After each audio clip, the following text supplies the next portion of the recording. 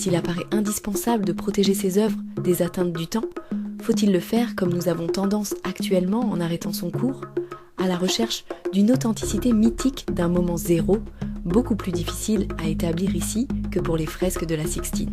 Je pencherai plutôt vers un maintien de ce qui subsiste actuellement, tout en encourageant, ne serait-ce qu'en s'en faisant l'écho, toutes les entreprises artistiques actuelles qui maintiennent et prolongent cette tradition.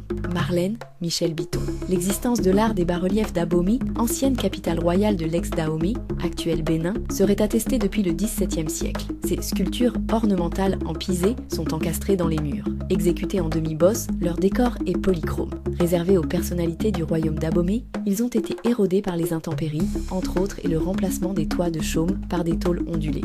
En 1911, G. Waterloo, chef de l'imprimerie officielle de Madagascar, estampa par lotinoplastie 36 bas-reliefs des bâtiments uniquement destinés au roi.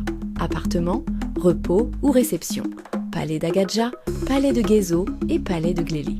En 1913, ils ont été transportés et offerts au musée d'ethnographie de Paris. Ils accompagnèrent des statues du roi Glélé et Gbéanzin sous la forme d'un lion et d'un requin. En 1926, ils ont été reproduits dans un mémoire édité par l'Institut d'ethnologie de l'Université de Paris. En 1993, une campagne de sauvegarde des bas-reliefs de la Jalala du roi Glélé fut organisée par l'Institut Getty et le ministère béninois de la Culture. Après inventaire, moulage, démontage et copie, les originaux restaurés furent installés à l'intérieur du musée historique d'Abomey, situé dans le palais, tandis que des copies furent intégrées au mur extérieur. En 2009, le lien de ces modelages avec l'écriture m'ont incité à intégrer ces dessins mis en valeur dans des livres d'artistes, textes, linogravures et appliqués sur palimpseste. En 2010, l'intervention sur l'édition courante du mémoire de H. Labouré et P. Rivet, par enrichissement, estampage, encre, découpage, collage, écriture manuscrite, fut l'occasion de la réalisation d'une dizaine de citations en linogravure à partir des travaux de G. Waterloo. De 2011 à 2013, c'est dans son corpus d'images que je puisais les thèmes d'une série peinte, car l'énigmatique expression de cet art de cour, tantôt emblème, rébus ou pictogramme, entra en résonance avec la technique du papier pelé et plusieurs problématiques abordées dans mes précédentes recherches. 2011, décliné sur plusieurs supports, il fut représenté au Salon Page, à la Galerie Houdin et à Art Élysée. 2023 et 2024, l'actualité récente liée à la nécessaire restitution des œuvres africaines confirme leur potentiel créatif. Un vaste champ iconographique propice à l'imagination de singulières représentations symboliques, animaux, scènes historiques, sentences, artefacts ou divinités vaudou. Série Alatan Gebobo. Il ne subsiste qu'un seul bas-relief représentant un kalao, sorte de toucan, doté d'un large bec qui lui permet d'attraper de lourdes proies. Dieu ou génie nommé Alatan Gobobo par Waterloo. Il est aussi associé à l'image d'un aigle et à une des devises et représentations du roi.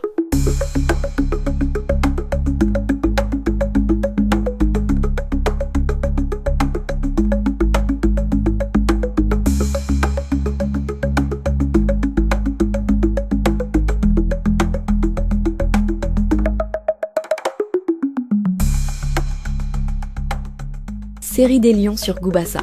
Symbole royal, le lionceau augure de sa future puissance. Goubassa, glaive large et courbe sabre de goût, vaudon du feu et du fer.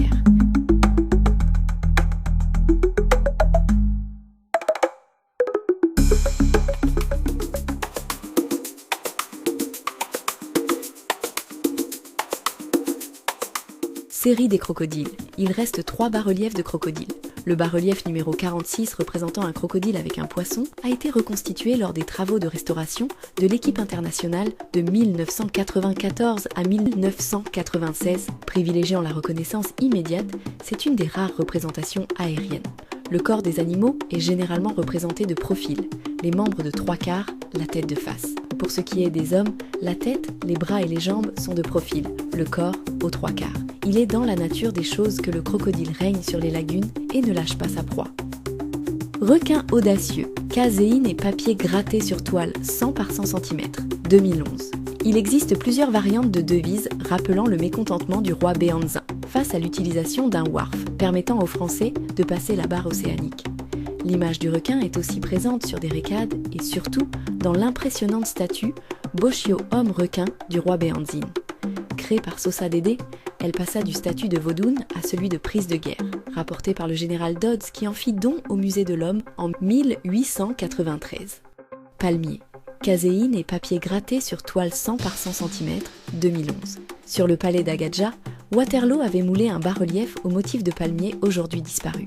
Il reste néanmoins plusieurs images d'ananas sur le djéo du roi Agonglo, qui illustre sa devise, son nom fort Soje Debo Agbonglo, et un accident foudroyant qui l'évita. La forme de l'ananas servit aussi de base pour la fabrication d'un sabre à lame dentelée.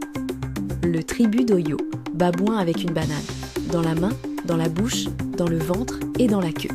Allégorie dénonçant la cupidité du roi d'Oyo, auquel le royaume du Dahomey devait donner chaque année 41 hommes, 41 femmes, 41 bœufs, 41 moutons, 41 balles de tissu, 41 étant le symbole de l'infini. Jarre percé, caséine et papier gratté sur toile 100 par 100 cm, 2011, jarre rituel ou goli utilisé pour servir l'eau aux dieux et aux esprits, ainsi que pour les offrandes aux ancêtres. Les perforations ont été d'abord utilisées dans les murs des temples, d'usages architecturaux, éclairage, ventilation, observation, il faisait aussi partie de la décoration abstraite et symbolique. Triangle, rectiligne, circulaire, comme dans les bas-reliefs géométriques mystérieusement disparus aujourd'hui. Symbole d'unité, la jarre percée qui ne peut retenir l'eau qu'avec la participation d'un doigt de chaque habitant a été adoptée comme symbole national du Bénin. Série des serpents, arc-en-ciel. Symbolisme du cercle, on peut retrouver fréquemment cette représentation en Afrique occidentale, mais aussi certains aspects de ce vaudoum dans le culte solaire et dans différentes cultures. Ouroboros dans l'alchimie occidentale, Joulong asiatique, Jörmungand ou serpent de Midgard nordique, Wagil serpent-monde des Noongar, australien créature du temps du rêve, voire le Léviathan ou l'arcane majeur 10 du tarot de Marseille, la roue de fortune. Cycle du temps et de l'éternité, avec plusieurs variantes. Dan Aidowedo est au service de Ebioso, dieu du tonnerre. Après l'orage, l'arc-en-ciel témoigne du retour d'Ebioso au ciel. La mue irisée du serpent reprend les couleurs de l'arc-en-ciel. Il assure le lien entre le monde visible et invisible. Il aide au transport des âmes. Mahou Vodun, féminin oriental, et Lisa le caméléon occidental, principe créateur du monde, lui avait confié la répartition des éléments sur Agé, la terre. Dans sa précipitation, il crée un déséquilibre entre la terre et la mer, qu'il doit compenser en restant enroulé. Dan corne est mâle et femelle sans corne. Il laisse des perles bleues comme excréments. Série des guerriers. Yoruba, Nago de Ketu, d'Ishaga, de Savé, d'Oyo ou d'Abe Okuta, Nigeria. À partir de Tado, berceau du royaume, aux portes de Porto Novo, en passant par le pays des Maïs, les royaumes d'Arde, de Cana, de Juda. Les adversaires ne manquèrent pas pour accomplir un des postulats fondateurs, l'expansionnisme du plateau d'Abomey vers la mer. R. Cornevin atténue toutefois cet expansionnisme, dont l'objectif essentiel fut de s'assurer un débouché sur la côte à Ouida, source d'enrichissement dans le commerce, principalement de la traite négrière. Les guerres permettaient surtout de faire beaucoup de prisonniers. Ceux-ci étaient, au mieux, intégrés dans la société en raison de leurs connaissances ou qualités, notamment les artistes, transformés en esclaves à l'usage de la production agricole interne ou à partir du XVIIe, vendus aux Européens, sacrifiés comme messagers auprès des ancêtres lors de fêtes cérémonielles, petites et grandes coutumes. D'où une importante armée de guerriers qui comprenait même un corps d'Amazones, les Soflimatans, antilopes furieuses.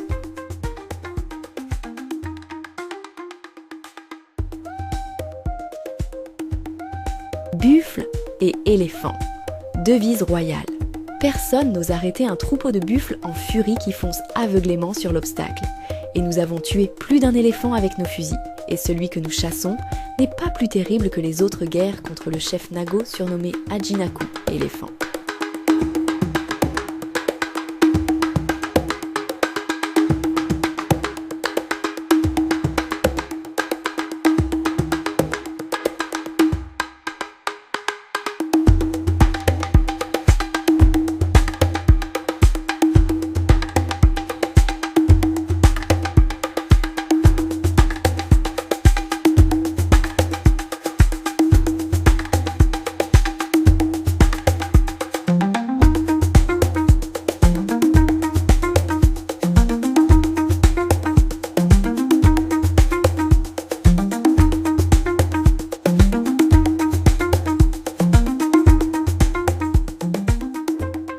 Porc ou panthère?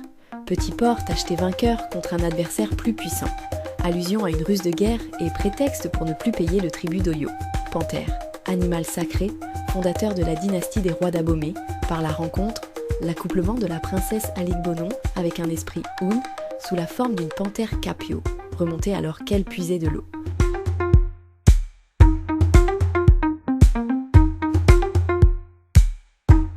Une vingtaine d'œuvres de cette série sur le thème des bas-reliefs d'Abomey sont exposées dans la seconde partie de l'exposition rétrospective de Dominique Dijon.